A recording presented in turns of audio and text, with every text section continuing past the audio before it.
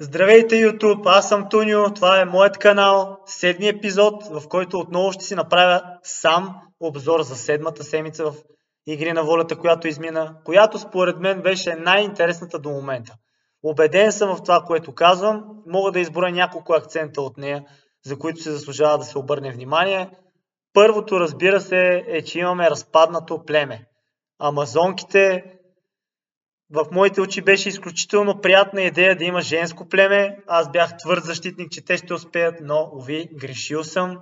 За съжаление, идеята се оказа несполучлива и се видя, че жените не успяха да се справят така достатъчно адекватно и конкурентно на останалите две племена.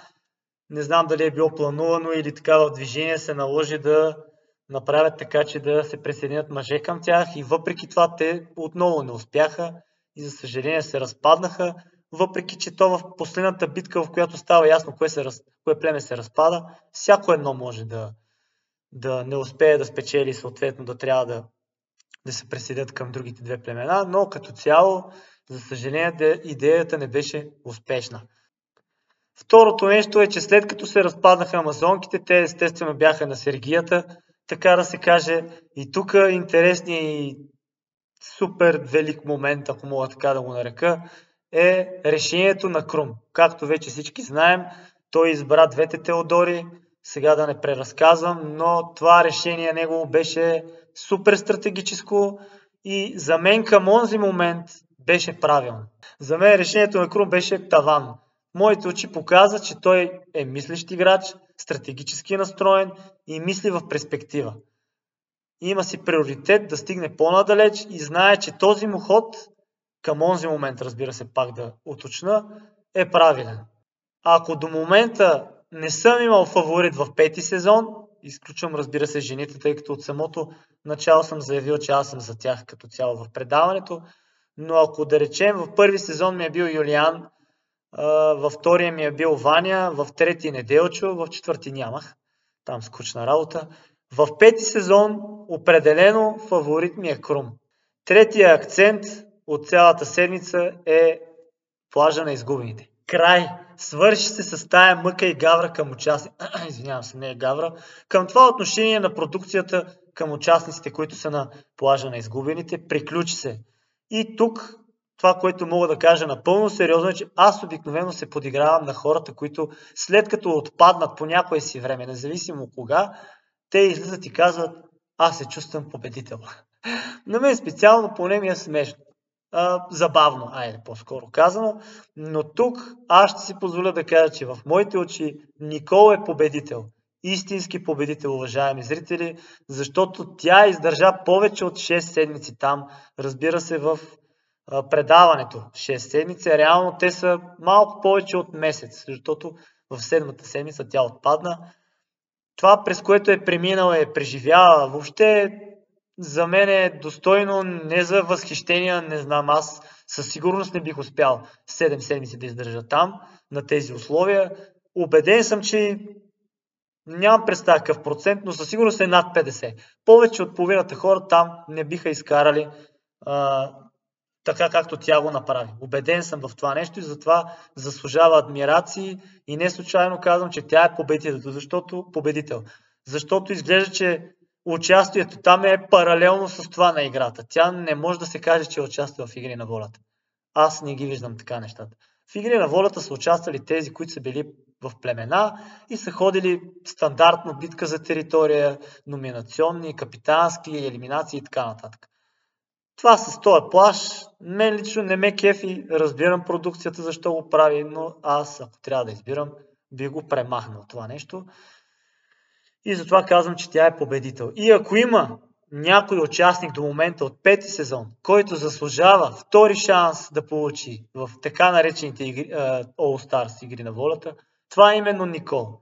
Да, тя беше най-слаба от всички в тези битки, които участва.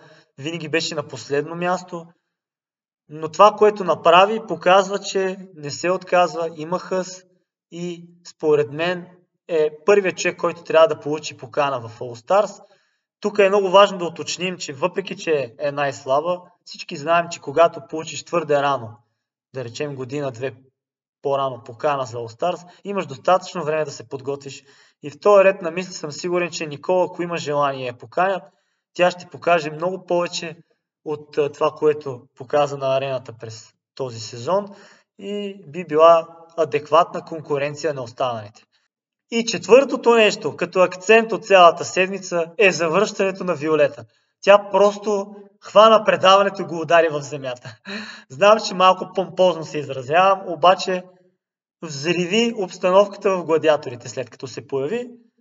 И до тук ще приключа с анонсите. За всяко едно нещо по-късно ще го отбележа, но според мен това бяха 4 най-значими моменти в тази седмица, която премина. Разбира се, Петя е човека, който отпада. За мое огромно съжаление е отново жена. И така като броя, мисля, че останаха 6. Само секунда да ви правилно изброявам. При Гладиаторите останаха 3. Това са Вили, Теодора Маринова и Цвети. А при старейшините са Дени, Оряшкова и Виктория. Така че правилно съм ги пресметнал. Само 6 жени. Да припомня, миналата година последните 10 човека, 6 от тях бяха жени. Но Вили ми възвърна. Айде, по-късно ще стане на въпрос. Така, започвам първо с епизода в събота, миналата седмица. Както знаете, аз съм малко по-изостанал с материала, но от мен е толкова, разбира се, не мога да съм достатъчно актуален, поне на този етап. И какво да кажем? Първа изненада, уважаеми зрители. Казвам изненада, защото най-после този, който продукцията е избрала за шанс за All Stars, не успя да победи. Милен беше победен и детрониран, както се казва, или по-скоро не детрониран, но Георги Гешев си го победи и той ще е първият участник в 6-ти сезон, когато и да е той. Дали ще е другата година, така изглежда, но имайки предвид какви плаващи правила сътворяват Игри на волята, тук виж станало така, че 6-ти сезон е след All Stars. Ама би трябвало да е другата. Когато и да е, той ще е първи участник и съответно първия не успял да победи от тези, които продукцията си избира за All Stars. Битката приключва, гладиаторите не успяха да познаят и трябваше да изпратят един от техните участници в по-малобройното племе. И поне така си спомням, честно казано. И след това имаше изказвания. Пускам ви първото на Крум. Чуйте. Ние, когато бяхме шестима, по никакъв начин не ги деляхме един от друг. Не. Крум със сигурност е прав. Те не бяха се разбирали шестимата да играят заедно, а пък Радостин и Рълев да са едва ли не бушоните и първата мъжка дума в предаването между шестимата. Не, това не е вярно. Крум сега казва така както е. Но оставяме този мой нелеп сарказъм настрани. Естествено, че не е така както го казва Крум. И искам да ви пусна малко след това. Те вървят към скалите и към тяхната локация. Какво казва Радо? Круме, честно казано, по-тъпа стратегия не можа да измислиш иначе. Добре, Радо, това е твоето мнение. В момента, нали знаеш, че мога да реши и племето да се разпадне, утре нищо няма да правим битката. Това е твоето мнение, това е твоята игра и ги приемам. И утре, като загубиме, ти ще иш някъде, брат ми ще избере мене при потенциална победа и накрая пак ще го ядете. Добре, нека да видим. Денят утре ще покаже. Така е. Радо, нямаш право да го правиш това, брат. Каквото и да се случи. Имам право да правя всичко, Ване. Не, брат, моля те. Аз Както трябва да спечелим и да го Както и аз имам изберем. право да си игра това трябваше да е Радо. Поне мисли рационално. Мисля рационално. Мисли рационално с това да спечелим битката. Ние пак ще я спечелим. Аха. Ние не сме спечелим. слаби. Да, обаче аз не знам дали искам да играм с тебе. Това си е твой избор. И дали да не се разпадне племето. Това е лично ваш избор. Аз Това не ще мога бъде да... много слабо. Сега, защо ви го пускам това и ви го показвам, уважаеми зрители? Защото отново ще зачекна темата за саботажа. Аз в този момент, като чух Радостин и честно казано, така се зарадвах, че е възможно да видим отново такъв тип стратегически ход, така наречения саботаж. И тук, разбира се опитвам да разсъждавам към онзи момент, без да включвам нещата, които са се случили в последствие. Какъв е шанса към онзи момент Радостин и Махаил да се съберат? Ако си позволим да разсъждаваме. Ако гладиаторите спечелят, и трябва да избират те, естествено, че думата има капитана, който е Крум. Още тогава беше почти на 100% сигурно, че Мишо няма да бъде избран, защото как коалицията от Крум, Калоян и Цвети ще искат отново да изравнат силите и да са 3-3, като изберат Михаил. Защото стават Михаил, т.е. братя Кръстеви плюс Рълев. Естествено, че няма да го направи. Ние последствие го и видяхме. За да има шанс Радо да се събере с брат си, е единственото му възможност. И друго, е единственият шанс да разбие тая коалиция от 3 души, които споменахме, Калоян, Крум и Цвети, е като племето бъде разбито. И всички отидат на някъде. Няма друг шанс. Независимо дали ще привлечат Мишо или не, тая тройна коалиция най-малкото ще си остане тройна, ако не четворна или петорна. Те няма да намалеят. Ще намалеят само тогава, когато някой от тримата отпадне. За да отпадне, трябва да бъде пратен на елиминация. Да, знаем как продължи седмицата, ама към този момент играчите това не го знаят. Аз ако съм, за да разбия тая коалиция и съответно да имам шанс да се съберат с брат си, директно ще направя така, че племето да се разпадне. Защото съм в супер неизгодна позиция. И не само Радостин, а и Рълев. Какви са тия задръжки, дето толкова ги има, че е толкова лошо в игра, подобна телевизионно предаване, в което знаем как стоят нещата, ти да паднеш, за да размесиш картите. На мен не ми е недостойно. Това си е мое мнение, разбира се. Просто исках да споделя, че в този момент саботажа е изцяло оправдан и затова така по-многословно исках да го обясна.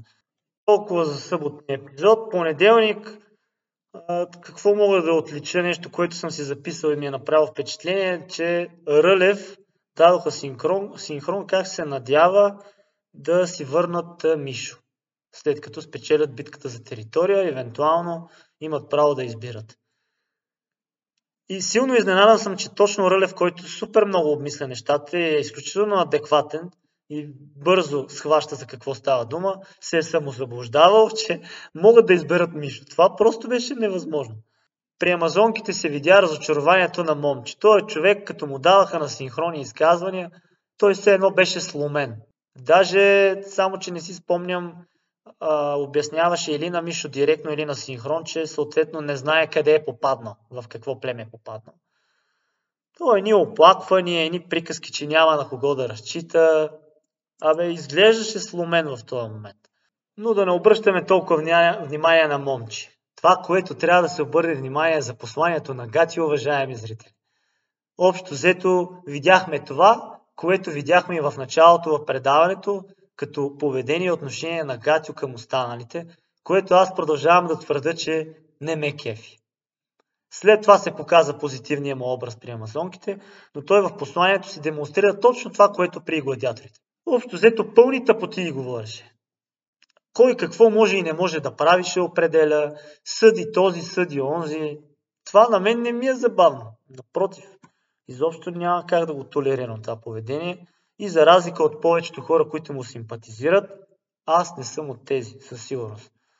И не защото той е казал при Ива Иванова, извинявам се, че съм противен. Дреме ми какво е казал за мен Гатю, просто мен не ме кефи. Естествено няма да пропусне един забавен момент от неговото послание. Каза, че единствено към Теодора Мудева няма забележки и 5 секунди по-късно единствено да спре да говори щуроти и да мисли какво говори. Значи хем няма забележки, хем да не говори щуроти и да мисли. Разбира се, това е в негов стил, което за масата от хора той е изключително забавно. Разбира се. Общо взето, както казах, пълни тъпоти. И сещам се, как може да кажеш на Оряшкова, че се е държала лицемерно, човек? Ти добре ли си? Няма смисъл. Продължавам натам. И като казах Оряшкова, поздравления за нея за това, че събра смелост пред всички да попита момче директно дали смята да саботира, защото беше станало ясно, че е имал таен разговор в кавички с Гатю, в който са обсъждали нещо си. Гатю му е предал едва ли не някакви съвети за ръки, които момче да изпълни, и Оряшкова го попита. Айде, Ливърпул, Евертън започнаха. Поздрави за феновете на Ливърпул. Леко отклонение, разбира се, не ми обръщате внимание. И преди да се върнем отново при гладиаторите, да довършим при амазонките, искам да ви пусна едно видео на момче. Няма да си крива душата, не искам да седа при амазонките повече. Това не значи, че няма да играя, защото за мен това е подо. Но се надявам, че днес ще се разпаднем по някакъв начин и ще напусна племето на амазонките. Ето тук аз поне усещам супер огромно противоречие, уважаеми зрители. Хем ще се радва да се разпаднат и се надява, хем ще играят така, че да не се случи. Аз лично няма да успея и двете едновременно да ги съчетая. Ако искам племето, в което съм, да се разпадне, едва ли ще съм толкова мотивиран и ще дам 100% от себе си. Но явно момче може. Аз поне се съмнявам. Бих бил мотивиран на 100%, ако не искам племето да се разпадне. Но това може би изглежда дребно нещо, което показвам, но не случайно съм си го избрал, защото има дозина мнения, които, разбира се, които съм наблюдавал и чувал, че момче е леко преиграва с морала и с желанието му да се докаже като герой. Аз до някъде споделям това съмнение, не казвам, че е така, но има поводи за съмнение и това е точно такъв повод, уважаеми зрители. Хем твърди, че иска да се разпадне племето, хем казва, че ще играе на 100% едва ли не. Не ми се връзва. Трябва да е или едното, или другото. Не може и двете едновременно. Според мен, разбира се, и това е мое мнение само. При гладиаторите искам да обърна внимание на един разговор между Крум и Радостин. Вижте. Това, което аз искам да ти кажа, след като сами се отдава възможност, е при евентуално... По-скоро аз си бях казал, че мога да саботирам цялото нещо. И твоята стратегия се разпадне, както и племето гладиатори, да не избират. Аз обаче това няма да го направя, защото не ми носи чест на мен, не ме се чувствам горд от това нещо. Предпочитам да играм винаги на 100%, независимо какви са обстоятелствата. И за това нещо ще поискам нещо от теб, пък ти ще си прецениш вече дали ще устройва. Ако спечелиме, идем на резиденцията и стане така, че да избираме, вземи един играч да е брат ми, за да може да си направим една хубава резиденция с него, тъй като това е една от нашите цели. Какъв е този аргумент, бе, хора? Или по-точно това е към Радостин. Аргумента му да, цитирам, вземи брат ми, за да може да си изпълним една от целите да отидем на резиденция. Кой ще се върже на този аргумент? Значи аз обясних в предните, мисля, че не предния, по-предния епизод, че това си е търговия. Ти ако искаш да получиш, трябва да дадеш. И какво дава Радостин? Нищо не дава. Той нищо не му обещава, нищо не му предлага в замяна. Той иска да си изпълни целта с брат си да идат на резиденция. И Крум, разбира се, като един заблуден и наивен човек, веднага ще каже: добре, Радо, няма проблем, ето мъжка дума ти давам, спечелени да вземе брат ти, за да може диете да хапнете. Аз реших да не ги взимам сам. Знаеш, че има и хора с мен, които са. Ще го обсъдим, ще го поговорим. Обещавам, че ще го поговорим. Не знам вече те какво ще решат, но ще го имам напредвид това, което си казал. Няма да ми мине през едното и да излезе от друго, така че със сигурност ще го помисля това нещо и ще ти дам.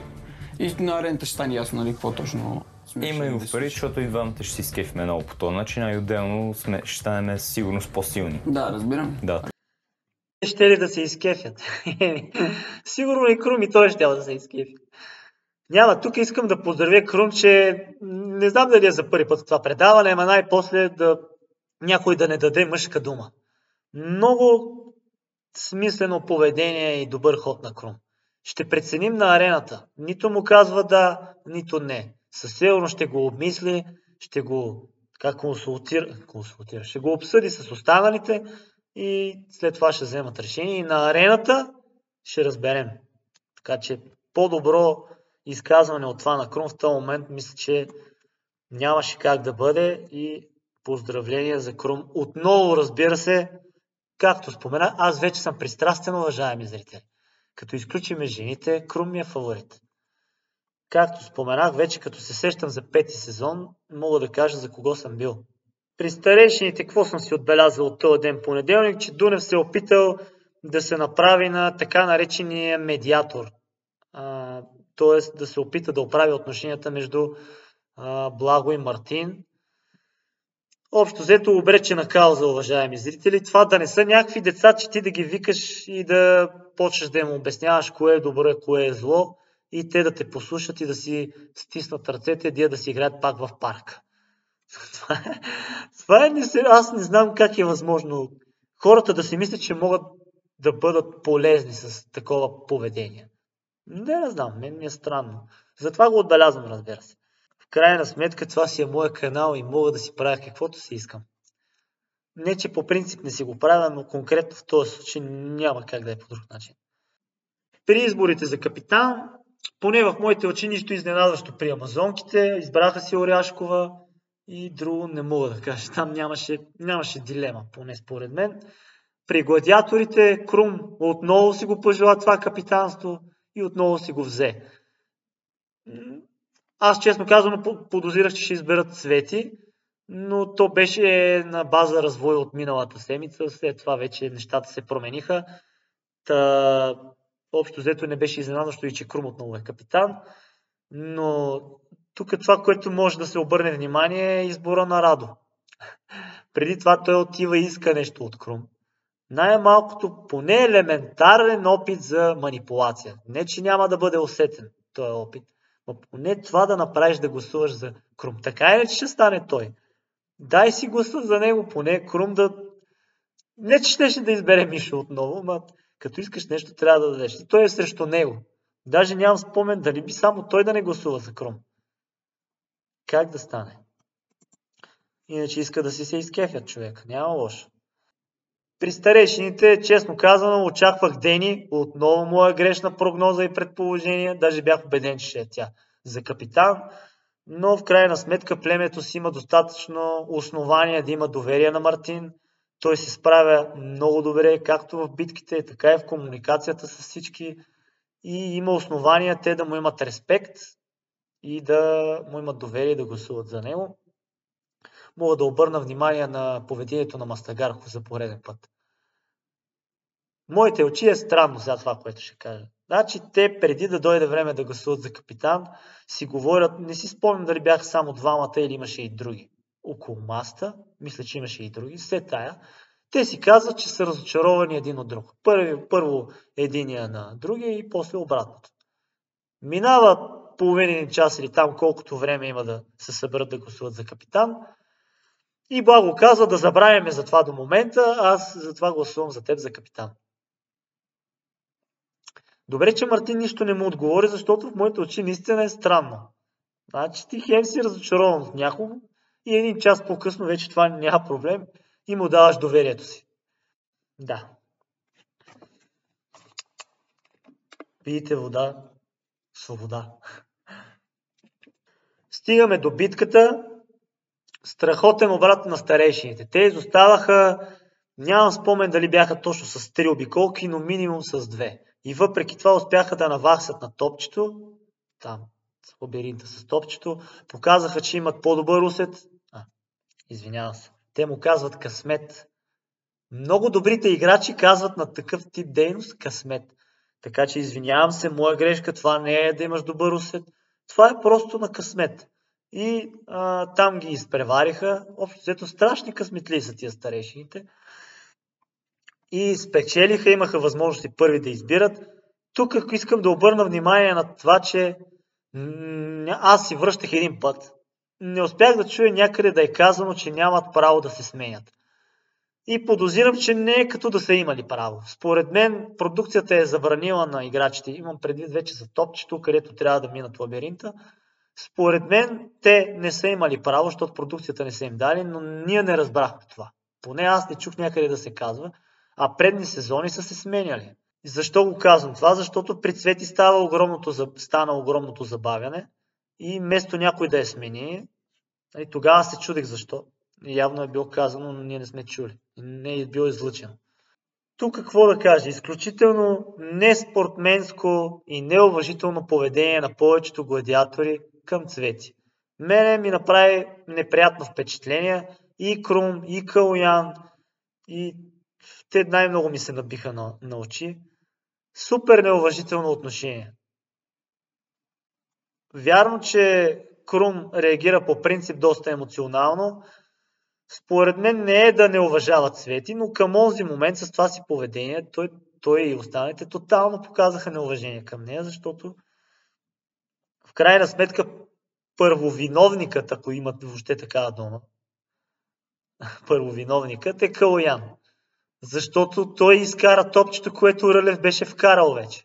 И на него никой не му, поне ние не видяхме някой да се обръща с критика към него, или с недоволство, или макар и леко дипломатично да му намекнат, че той е виновникът, защото ако това не беше се случило, нямаше да се стигне до там да се налагат Цвети да се включва в играта.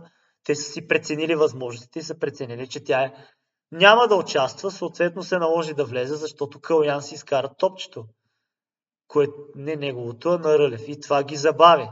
Но всички тръгнаха да обвиняват Цвети. И аз по този повод съм си изкарал едно видео поне на един човек, който макар и по-късно, а не на арената, спомена, че Калоян има вина за това нещо. Ето сега ви го пускам. След грешката на един човек в нашото племе страдаме всички. Калоян не внимаваше и блъсна масата и така извади моето топче. А можехме вече да сме на резиденция и да ядем и да пием. Очаквам Калоян да каже поне едно: извинете, племе, заради мен сме тук. Не трябваше така да се случва, съжалявам, ще си поема грешката. Няма такъв филм при него явно. Явно обича да застава зад грешките си.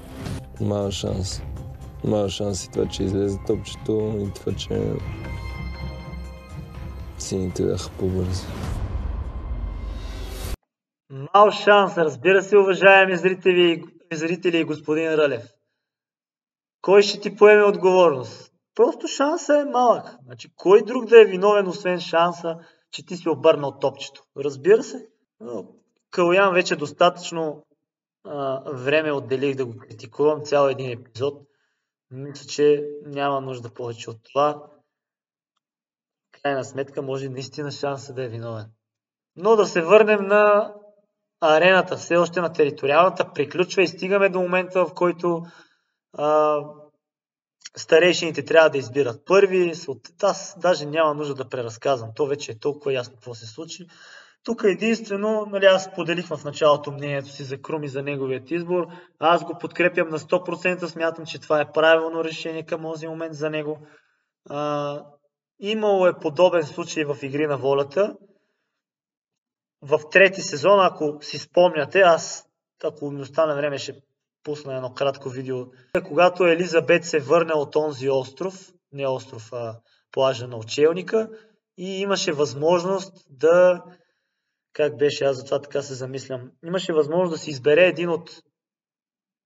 Тогава вече бяха две племена. Затова казвам подобна ситуация. И от сините, от приключенците, имаше възможност да си избере един да отиде при бойците, при червените. И тогава всички се изненадаха много на нейния избор. Тя избра Милена. Можеш да плечкосаш един воин от племето на приключенците и да го замениш с един от бойците. Вау! Смятам да заменя Мани. Мани, ти беше нарочена от Елизабет, като излишното звено в племето. Твоята история при бойците приключва. От този момент ти си част от приключенците. Елизабет, прецени добре, кой от приключенците искаш да плениш в твоето ново племе. Може би ще бъде изненада моето решение, може и да не бъде. Този път изборът ми ще бъде жена. И това е Милена. Това ли е окончателният ти избор? Да. Там бяха Борис, Рабовчиев, Стратимир, Симеон, разбира се. и всички се изненадаха, защото те имаха нужда от сила към този момент, но Елизабет си взе правилното решение за нея, да си избере съюзник, с когото ще може да се предвижда по-напред, както и се случи между другото, и нейният ход беше супер успешен. Просто се сетих за него, когато Крум избра двете Теодори. Единствено, ако може леко подобрение да се направи на избора, поне според мен, можеше първо да избере Оряшкова и след това Теодора Маринова. Защото мисля, че племето щеше да е една идея по-силно и не мисля, че Оряшкова щеше да е срещу Крум. Но това, разбира се, са мои предположения. За него към този момент решението си беше правилно. А имаше момент, в който аз честно казвам изтръпнах. Той се чудеше кого да избере и Радостин отиде към него и го подкани да е Михаил. Служи си даже ръка на рамото му или нещо да го подбутне и към моя момент Крум се стресна и каза не. И споменавайки двете Теодори, не съм сигурен дали до сега е имал участници в Игри на волята, които да са били 5 седмици на реката. Защото ако не се лъжа, поправете ме ако греша, тук не съм го проверил и не съм се подготвил конкретно за това, но мисля, че двете Теодори от 7 седмици имат 5 на реката. И казвам го с усмивка, разбира се, защото отстрани е смешно. На тях със сигурност не им е било, но дори и рибарите от втори сезон, мисля, че те на 8 седмица отидоха за първи път на резиденция или на 9-та, но имаха, точно така на 9-та седмица, но имаха 4 на 4 реки и стопанства.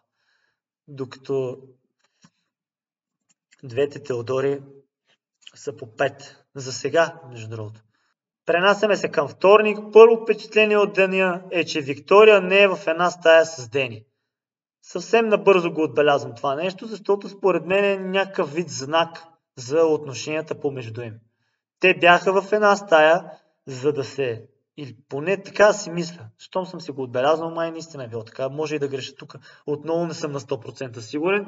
Но мисля, че Дени и Виктория бяха по едно време в една стая, сега не са, което означава, че не са сигурни съюзници. Те си имаха кратка разправа помежду си, но в този момент стана ясно, че след като си намерили други съквартирантки, значи не са особено приятни отношения. Отивам директно към битката, в която Крум си победи. Сега не е било чак толкова безапелационно или пък очаквано, защото в самата битка си имаше елемент на, така как да го нарека, на уравновесеност, изискващо уравновесеност, това човек да е по-спокоен, също така да има добър усет. Те и двамата имат, но не съм сигурен, че се славят с спокойствие, както е станало ясно вече.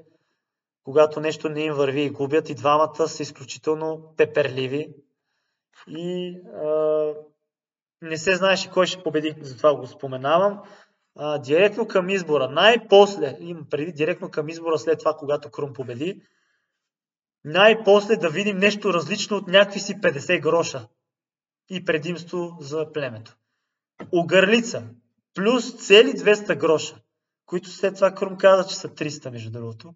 Сега тези лъжи ги оправдавам, между другото, но те всички като че ли му се вързаха. Както и да се върнем на самия избор, това е момент, в който аз оправдавам не Крум, а като цяло човека, който ще реши да избере племето. Особено Крум в тази ситуация. Племето пред себе си. Имайки предвид, че привлича двама нови състезатели в лицето на двете Теодори, най-логичното е той да иска да им спечели доверието и да им се докаже, че наистина е лидер и капитан, за да може те да са на негова страна, а не на другата коалиция. И плюс това са гладни и избора беше логичен. При други обстоятелства с такова предложение имунитет Огърлица, която носи имунитет, и цели 200 гроша, които в най-лошия случай са 2 гласа допълнителни, ако са по 100 гроша единия глас. Ние сме виждали да е по 50 по в началото на играта, чак към края стават по 100, така че си представете това, ако са 4 гласа, плюс имунитет. Ти си цар, бе, човек. Направо си цар. А, но в крайна сметка Крум взе отново правилното решение. Отиваме към предложението на Цвет към двете Теодори. Сега супер странно е, че не Крум върши тая работа, а праща някой друг да му я върши. Нали, образно казвам. Ние не знаем те какво са се разбрали, дали умишлено е било докато той е на битка, дали не. Но това, което виждаме на екрана, е, че Цвети отива да говори от името на коалицията на Крум. Нали, защото той е главатаря на тая коалиция и да. И тук може да си извадите ли химикал и да си запишете, защото Цвети направи показно как трябва да се комуникира в такава ситуация. Наистина супер адекватно. Подходът е таван, както обичам да казвам. За мен си е пример за всички останали. Как се чувствате вече в племето на гладиаторите? Аз лично ми е много спокойно. Аз да ти кажа, много добре се чувствам и съм приятно изненадана от момчетата, защото реално ми прави впечатление, че са големи пичове. И аз бях така. Реално като влезнах, всичко беше нормално. Най-много внимание обърнаха Иван и Радо от началото. И аз застанах на тяхна страна. И си бяхме коалиция тримата общо взето. Главно аз комуникирах с Иван. Радо беше между нас. Иван идва и ми казва, аз и Радо мислим или какво си. С Радо нищо не си казвам. Много интересно защо. Обаче си знам, че сме с коалиция и им вярвам. Следващите дни продължи едно мълчание между нас. Не си говорехме. И последния ден на резиденцията Калоян и Крум идват при мен и ми казват: Цвети, разбрахме, че много тъпо са се държали Иван и Радо. Искаме да си с нас, ще те пазим. И откакто съм с тях, всичко е наред наистина. Значи, нашето предложение е, ако решите да се присъедините към мен, Крум и Калоян, за вас глас срещу вас няма да има. Ще ви пазим.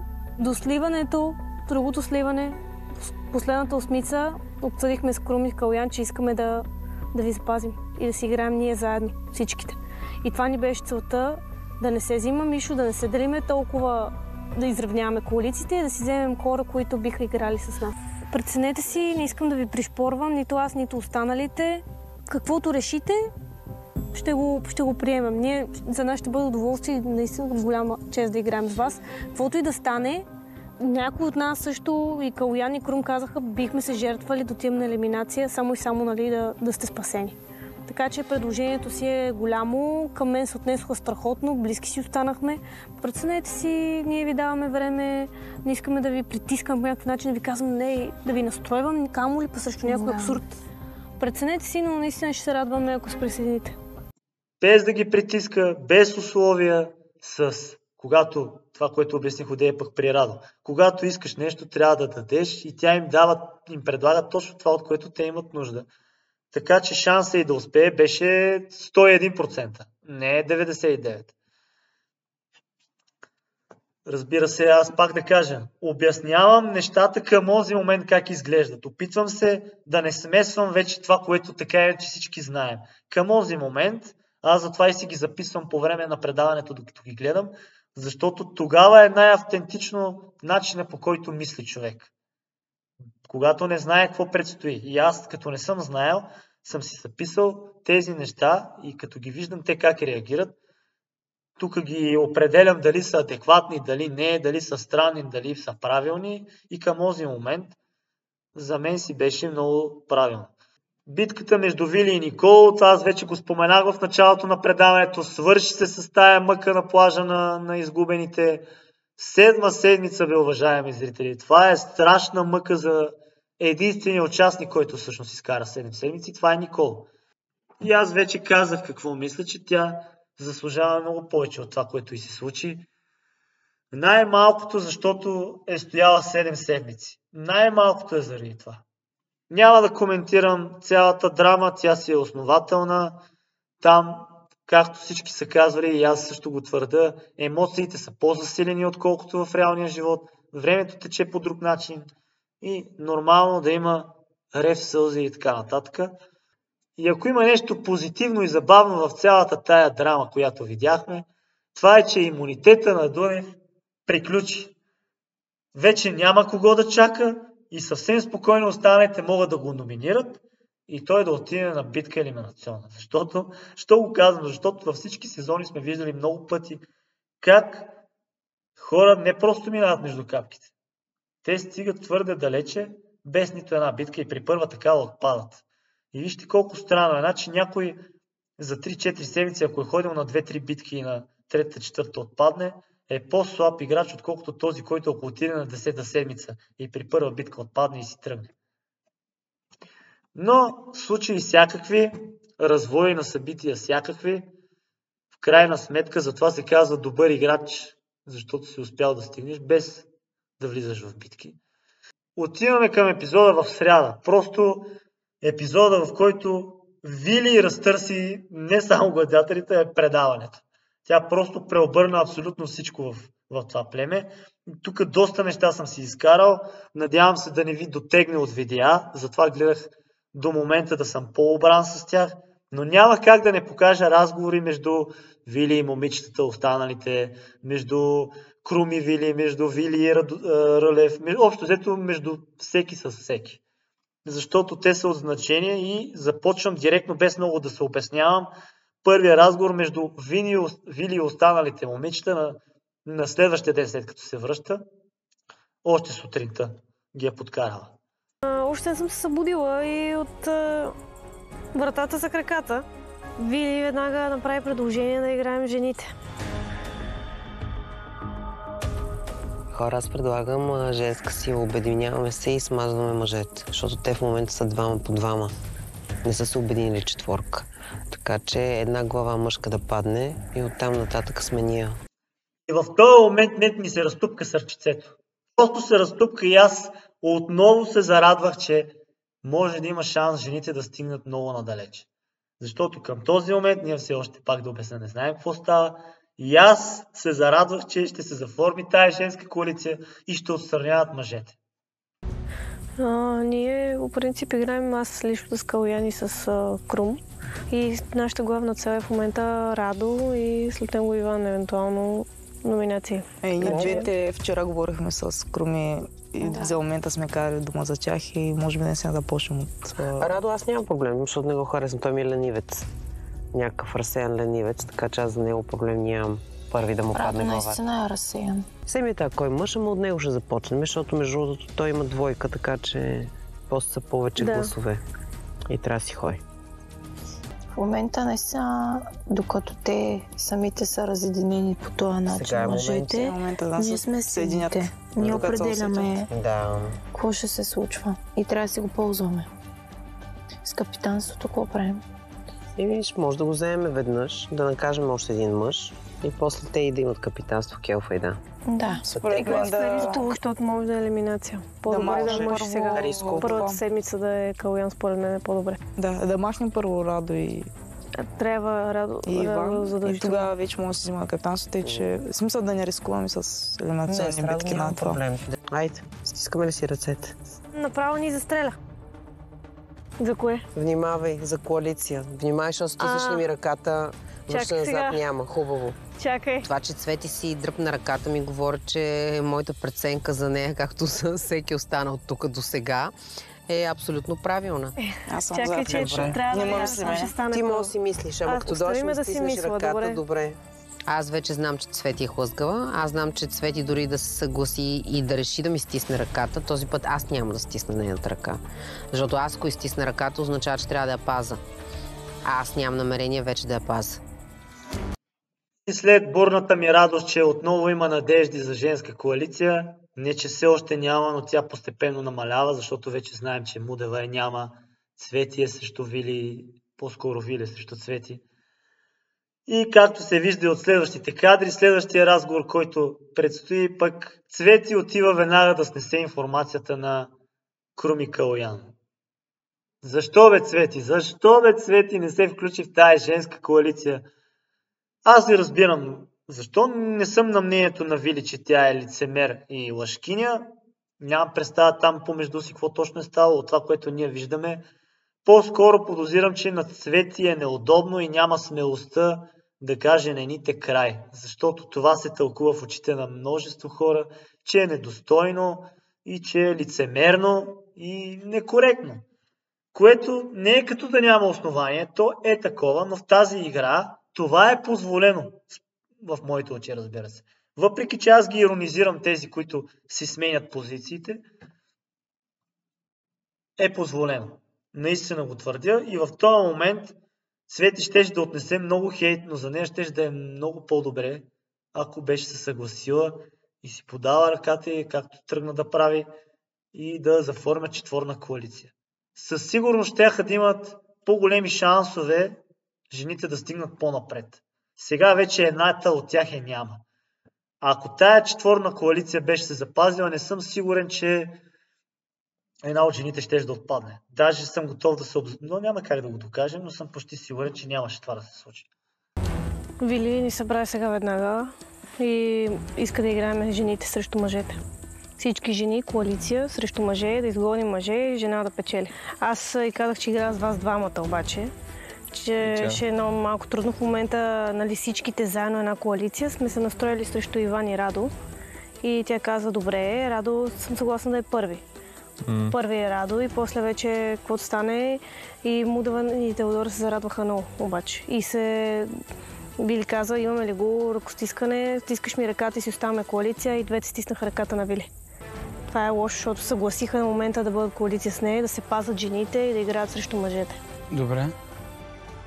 Въпреки че вчера говорихме с Крум за тяхната коалиция, ние си оставаме с тях. Мисля, стреляме по Иван и по Радо. Тук е моята идея. Махаме едната жена. Да, значи, според мен Виолета ще има имунитет и според мен може да махнем едната Теди, като Мудева е по-добрия вариант, защото ти с другата Теди ще се разбереш според мен. Ами аз пък мисля, че сега точно тази седмица е по-добре да гласуваме за Радо.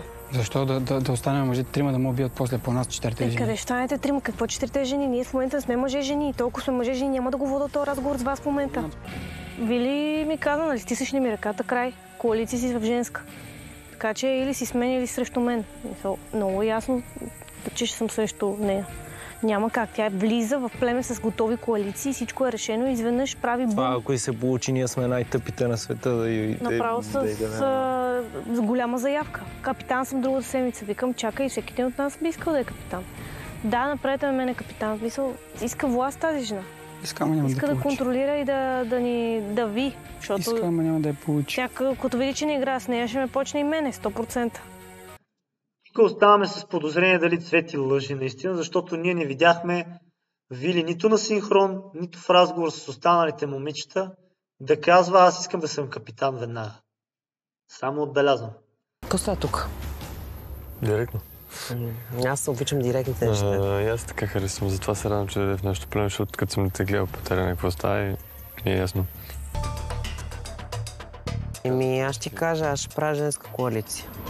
Стане ли? Ще стане, може би с Цвети ще видим дали ще се разбереме. Сега тук до 1-2 дена ще видим за какво и да реч. А другите момичета?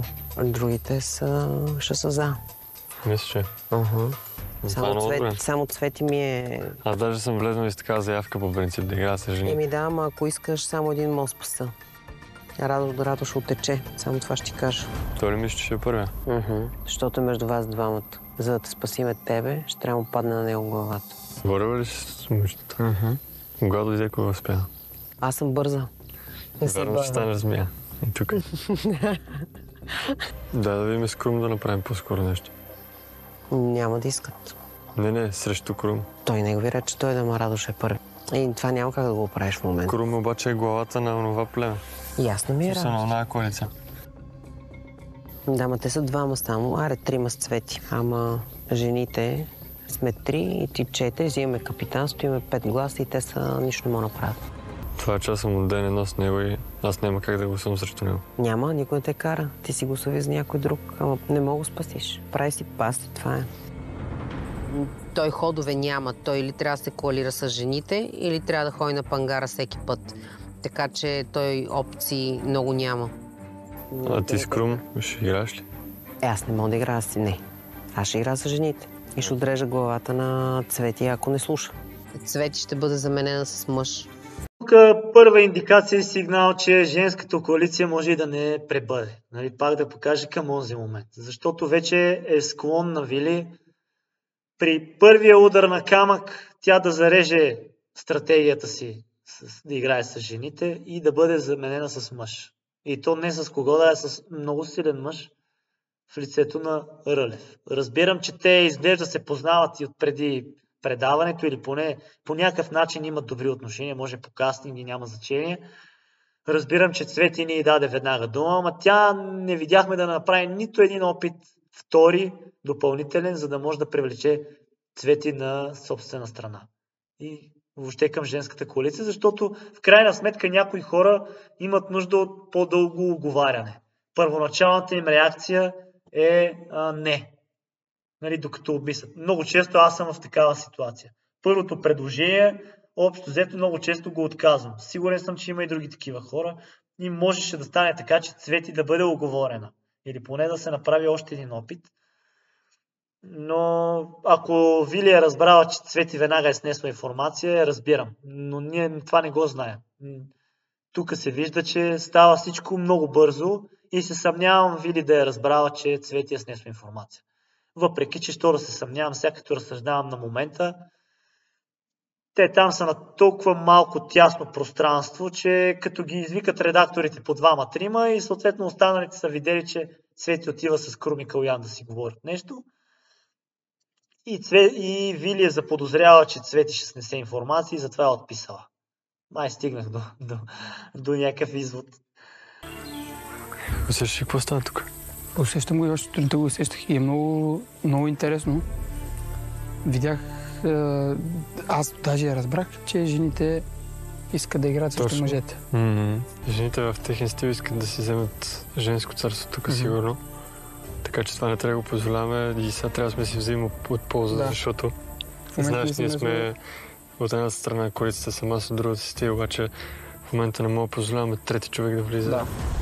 Вили ме кефи мене, аз бих играл с нея, но не трябва да го позволяваме просто това да се получава толкова явно и видно. И... Момичета вчера идват при мене, даваме си 5, играеме заедно. Аз усетих, че сте направили... И следващия момент още рано сутринта отиват и още не сме станали и те вече ги е подкарала и стиснали ръцете с това, с Вили. И те много щастливи. Усетихте ли как и двамата се издават между другото, докато тече по-важния разговор? Първо Рълев се издава, че би играл с Вили, а второ Крум се издава, че вече се е оговорил с другите две момичета. Ще бъде много смешно. Ние мъже падаме от жени. Падаме от жени, да. Стискаме си ръцете и така го правим. Днес така го действаме и евентуално вече утре ще видим как ще го нагласиме. Дай Боже да бием. Да, и следната битка трябва да бием. На 100%. Аз, ако бием и двете, още по-добре. И в крайна сметка, кой да очаква, че Крум и Рълев ще си стиснат ръцете в името на това да са срещу Вили? Нали, в кавички, защото видяхме, че Рълев ще тече на 2 стана. Съвсем спокойно и Цвети можеше да го направи. Поне първата седмица нямаше да е на елиминации, със сигурност. Тя, защото ако беше играла на 2 стана, без да има шушо-мушо, само тя да си го знае, щяха да номинират Радостин в едната вечер на номинации и втората вече там не знам. Там може би щеше да се наложи. Можеше да пусне празен глас. Както и да е. Минало свършило. Просто разсъждавам. Така, битката, отиваме при нея. Няколко неща съм си отбелязал. Изключително ефективният подход на Момчил. Мисля, че в предните сезони на тая битка това не бяхме го виждали. Хвана си ги и Рълев, и Радостин, ако не се лъжа, и си ги пренесе там, където трябваше да пуснат в обръчите и ринговете. Мартин победи Калуян. Айде, там ако не е изненада, беше оспорвано, но според мен повечето хора са така преценили, че Калуян има по-големи шансове. И аз от самото начало твърда, че той е много надценяван. Както и да е. Крум победи Мишо, надхитри го. Също нещо, което се заслужава да се отбележи. Крум показа, че е по-издръжлив и го изпревари. Четвъртък започваме със съвета как да не отбележим, че хората, които бяха нови в племето на гладиаторите, нямаха имунитети. Защото знаем предни сезони как е било. Поредното плаващо правило, което не се знае кога е на лице и кога не е. Тук държа да кажа, че аз не съм за да има имунитети. Напротив, смятам, че това е подарък от продукцията към хората, които са загубили. Защото двете Теодори, айде за Вили съм съгласен между другото да има имунитет, защото тя е спечелила битка. Не защото е Вили, а по принцип човека, който е спечелил битка, тогава може да има имунитет. Ма двете Теодори, те са загубили битка и в знак на това продукцията решава примерно да им подари имунитети, както беше миналата година, да речем, с Мани и Фейгин, които имаха имунитети. Защо? Защото си загубил битка и си се разпаднал. Не трябва да имаш имунитет след като си загубил. Отиваш и ако се умееш веднага да се климатизираш в обстановката, както го направи Вили, между другото. Показно как трябва да се прави. Почваш и се оговаряш с хората и действаш. Ако успееш, ти се разминава. А ако не, хората те номинират и отиваш. И в крайна сметка отиваш на битка и там, ако си по-добър, продължаваш. Ако не, отпадаш. По това нещо с тия имунитети само подаръци. Имунитетите трябва да са спечелени след като си победил. Както и да, това си е мое мнение. Разбира се, аз така гледам на нещата и в случая нямаше имунитети. И първото видео, което искам да ви пускам от съвета. Започваме с Радостин. Ще дам моя глас за Крум, защото смятам, че той не направи правилно решение при избора. Смятам, че логично беше да вземем брат ми и затова така отсъждам. Първото нещо, на което искам да обърна внимание и затова го спирам в този момент. Радо гласува за Крум. Само да се замислим какво може да се случи. Трите жени, без Цвети, разбира се, гласуват за Крум и стават колко гласа? 4. И Рълев, ако гласува за Крум в този момент, 5 и Крум отива на елиминация. Изпуснаха го този шанс, но да продължим нататък. Вероятно Крум е този риск си го пресметнал. Да, със сигурност. Не е нещо неочаквано, така че... Добре. Ти имаш 2 гласа. Давай. Тия 2 дена случиха много неща в нашото племе. И със сигурност се случиха и неща, които на мен лично не ми допадат. Вчера имах така един разговор с двете момичета, с Мудева и с Теодор. И стигнахме така до един консенсус, нали, че стиснахме си ръцете, че играем заедно. Обаче днес при мен достигна една информация. Рано сутринта жените си имали разговор, решили са така да си правят, както каза Вили, царство, женско царство. Тук отново спирам само да уточня, че това е момента, в който Крум издава Цвети, че е доносничева. Ако не беше го направил, не че нямаше да се досетят, но той директно си е злепостави. Аз приемам това тяхно решение, но ми стана тегъл, че трябваше да го разбирам през човек или през няколко човека, което като дойде ми се каже, нали, решили сме, дори да не ми се каза какъв е повода. Ние искаме да играем с теб, окей, става. Обаче не може да стои в една такава междинна зона и със сигурност няма как да се доверя на такива хора, които днес стискат моята ръка, утре отидат и стискат друга ръка. И затова моите 2 гласа ще отидат при едно от двете момичета и точно при Мудева. За съжаление. В защита на двете Теодори ще кажа, че те към този момент са знаели, че Вили ще дойде и ще им се отвори по-добра възможност. Именно за това са предпочели от двете налични коалиции да преминат към тази на Крум, който не той, а Цвети говори с тях и те са дали по-доброто предложение. Аз тук не виждам нищо нередно в цялата работа. И не те са в междинна ситуация. Цвети е в междинна ситуация, защото тя се чудеше към кои, в крайна сметка си взе решение към кое. Но двете Теодори не са знаели, че Вили ще дойде. Така че те към този момент не са били излагали с нищо и не са се двоумяли, за да ти кажат, не искам с теб, в случая към Крум, а да са имали задни мисли. По принцип и твоето предложение до нас достигна през човек и не беше директно отправено към нас. Казва, искам директно, не че аз съм длъжна да го направя, нито той директно да достигне до мен, но очаква аз директно да отида и да му кажа, а той не идва директно при мен да ми предложи нещо. А се случва чрез някого, така че... Но аз все пак го предложих. Аз съм го Ти си предложил нещо друго, при което и те ще си държат на думата и ще си го изпълнат тази вечер, това, което ти си им предложил на тях. Така че да ги обвиняваш тях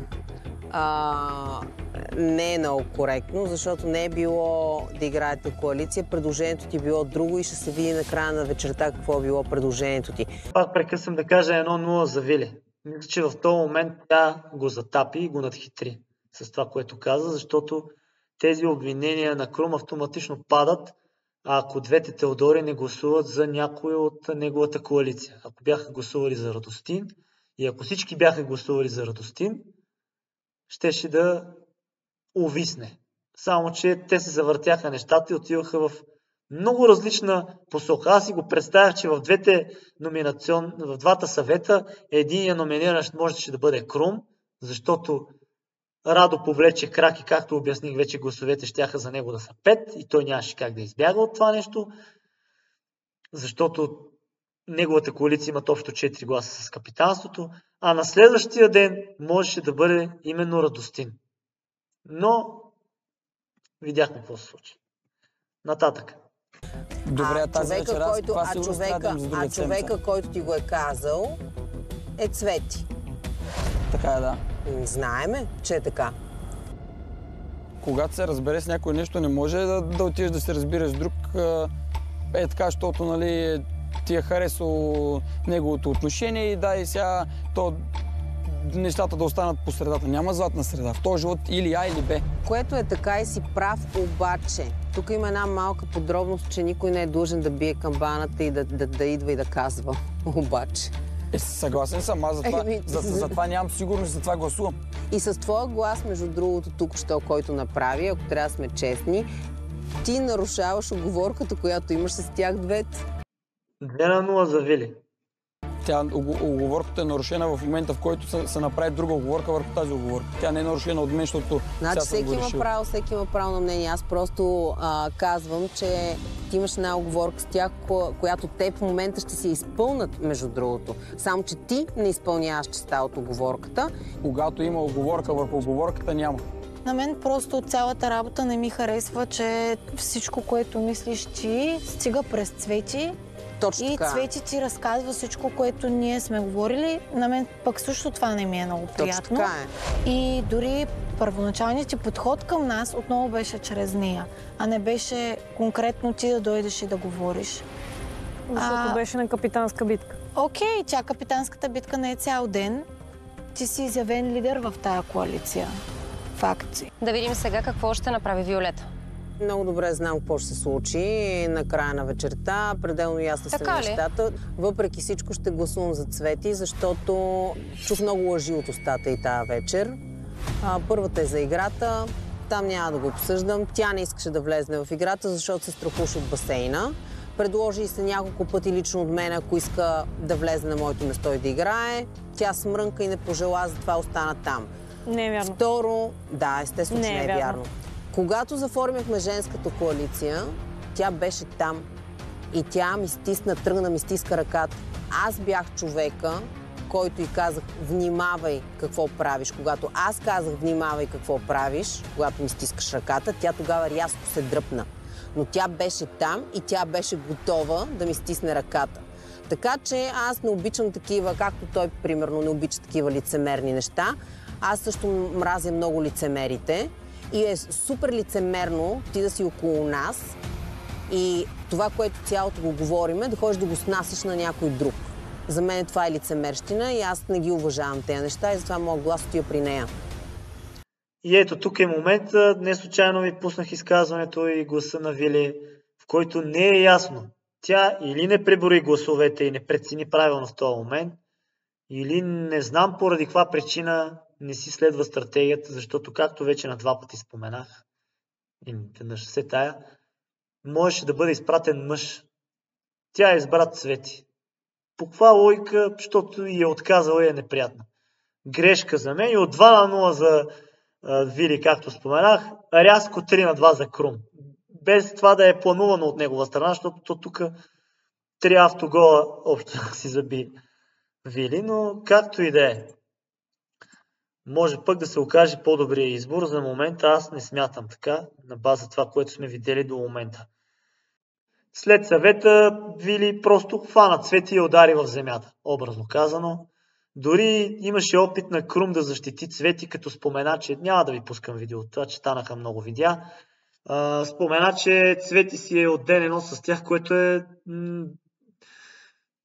не е вярно. Всички знаем как са се развили нещата. Цвети изобщо не е от ден едно нито при гладиаторите, нито при Крум и Калуян, защото тя си има друга история. Амазонки, Рълев и Радо и чак тогава.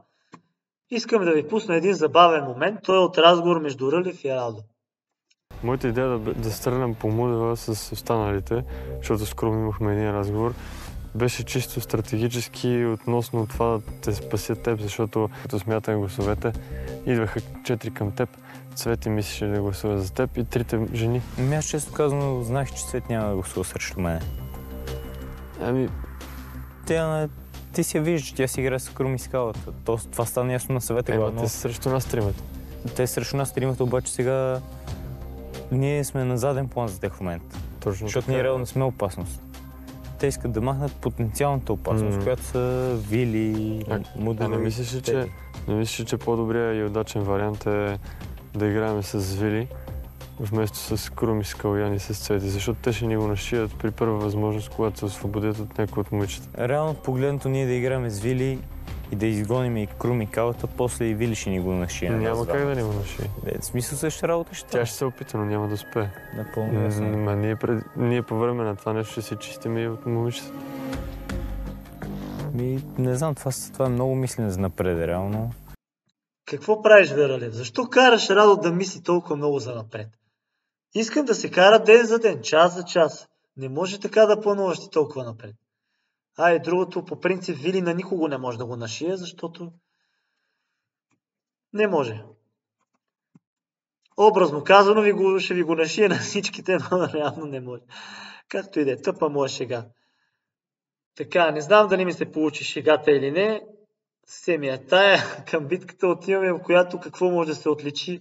Това, че Мартин се справи по-добре от Рълев в навигирането и като цяло старейшините бяха по-смели по трасето, бутаха това колело по-бързо и съответно това допринесе и за спокойствието на Мартин, между другото, защото когато имаш преднина и трябва да навигираш останалите, е по-спокойно и по-лесно. И за първи път старейшините 7 седмица пропускат съвет. Чак в 7-та седмица.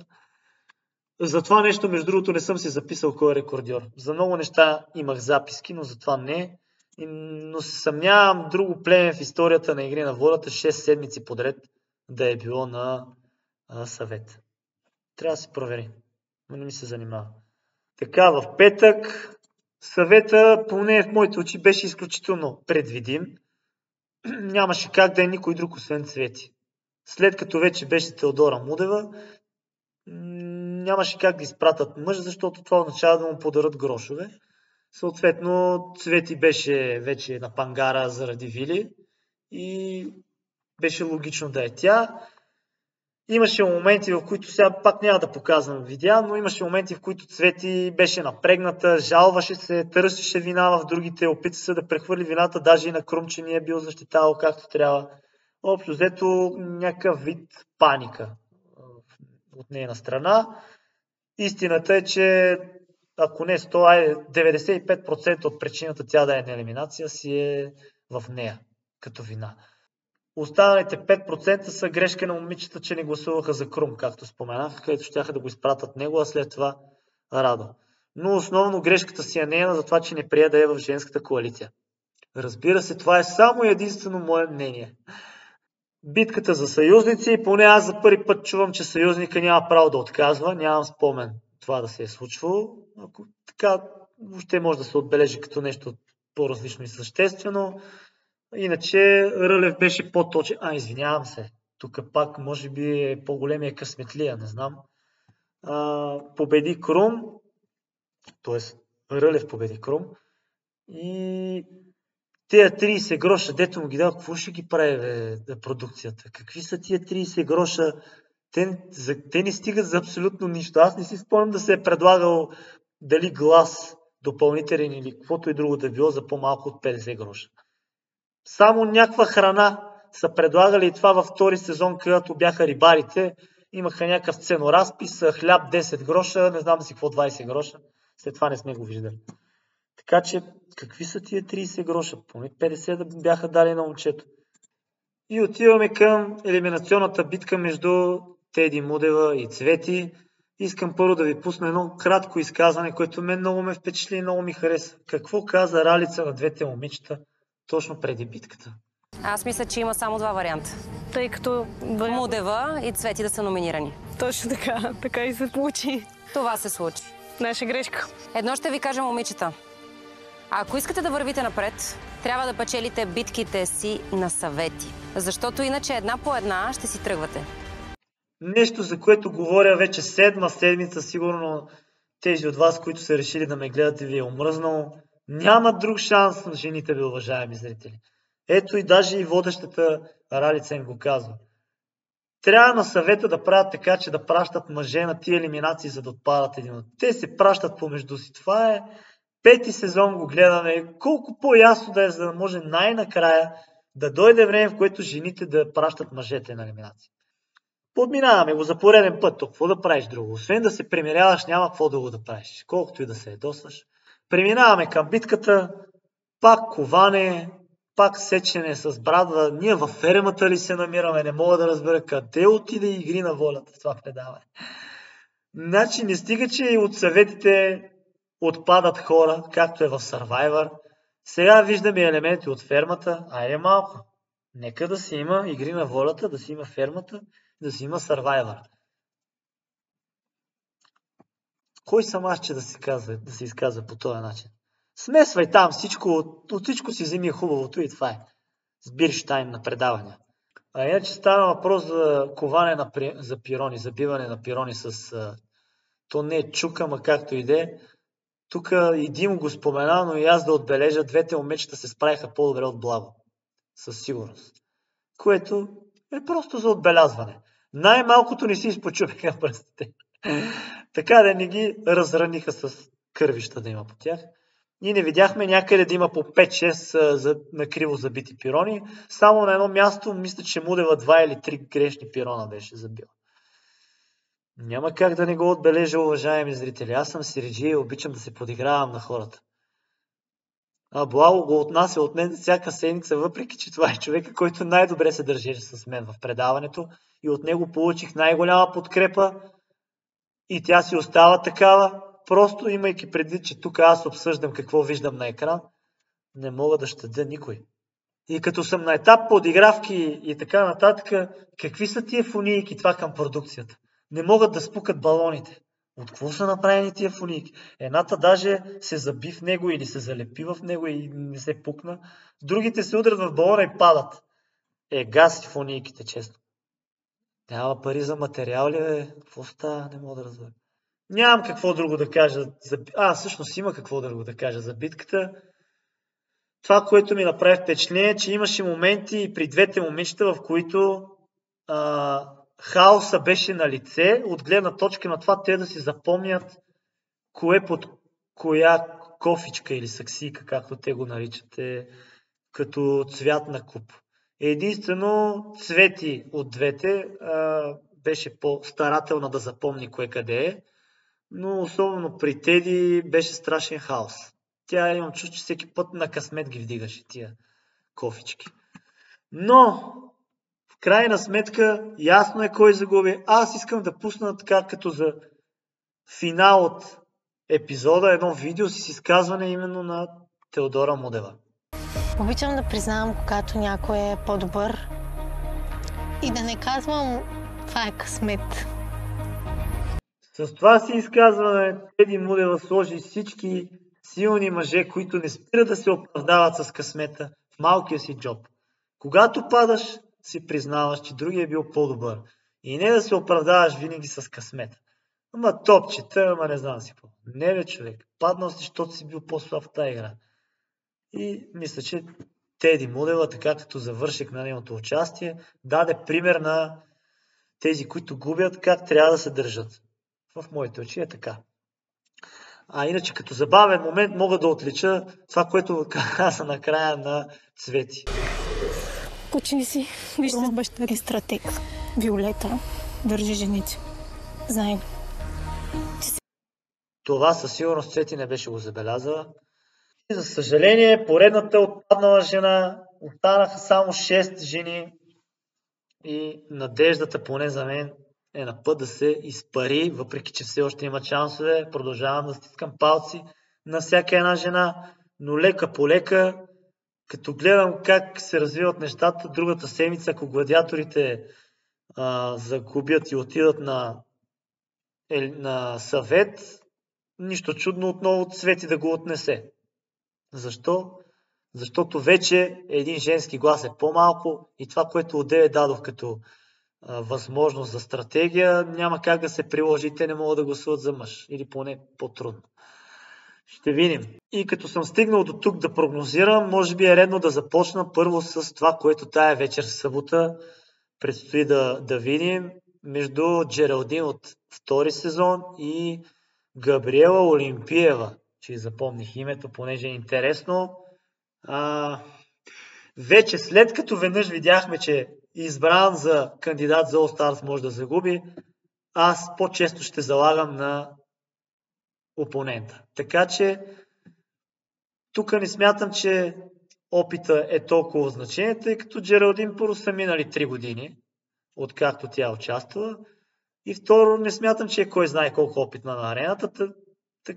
И по тая причина аз ще заложа на треньора по плуване, доколкото разбрах, въпреки че тя изглежда супер млада, да не кажа малка. Кога станала треньор, не знам, но бих заложил на нея.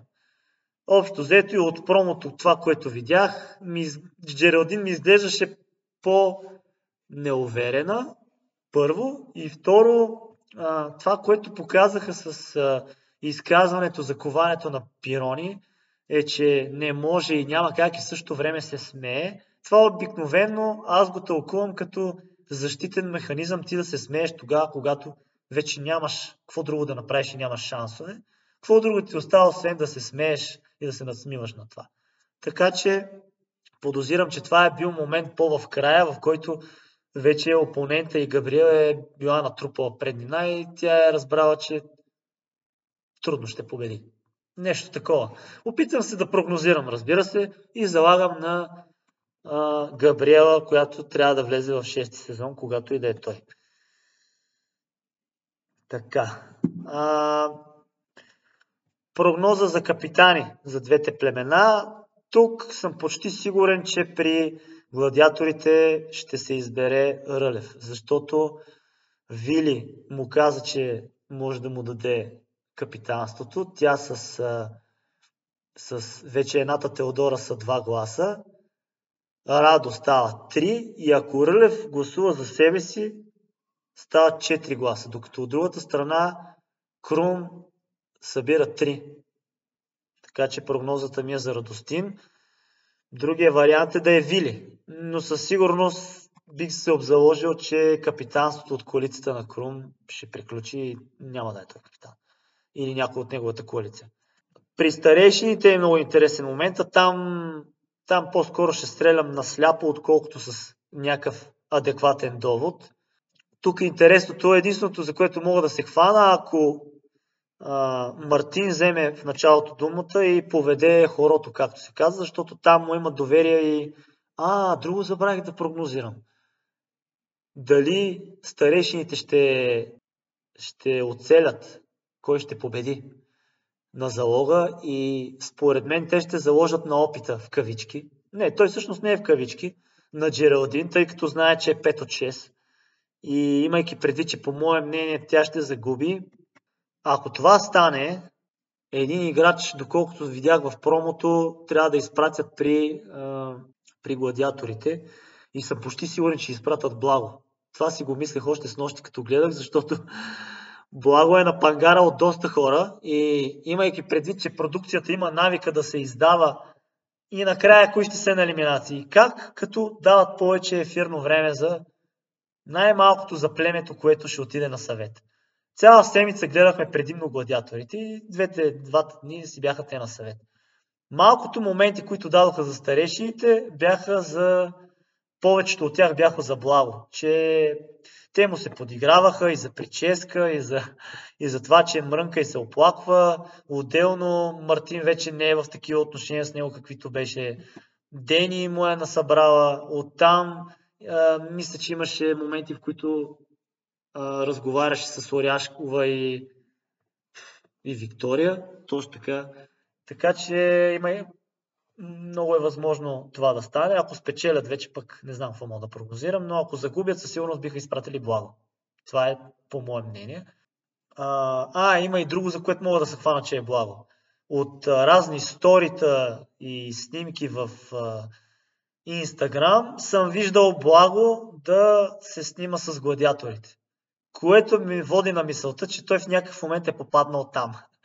Така че това ми е втори аргумент, ако загубят, кого биха изпратили при гладиаторите. Да, стигнах до избор за капитан при старейшините. Не вярвам Мартин да е 4-та седмица подред, честно казано.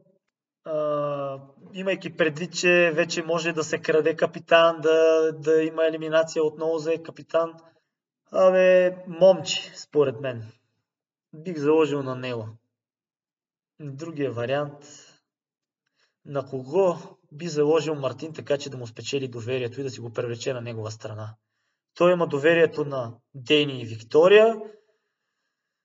По всичко изглежда и на Оряшкова, тъй като тя го похвали, че се чувства прекрасно, когато той навигира и има добри лидерски качества. Така че там няма какво допълнително да печели доверие. И остава Дунев, Благо и Момчи. И Мишо, разбира се. Момчи, бих заложил на него. Да. Аз пак забравих да кажа абонирайте се за канала. Чак накрая се сещам. Просто е нелепо. Затова в този епизод през 10 минути ще ви излизат подкани да се абонирате за канала, защото имам нужда да събера поне 1000 абоната. След това, ако искате, се отпишете от него. Да, това беше обзора за тая седмица. Надявам се да ви е било интересно. Харесайте, споделете, абонирайте се. Чао и до нови срещи!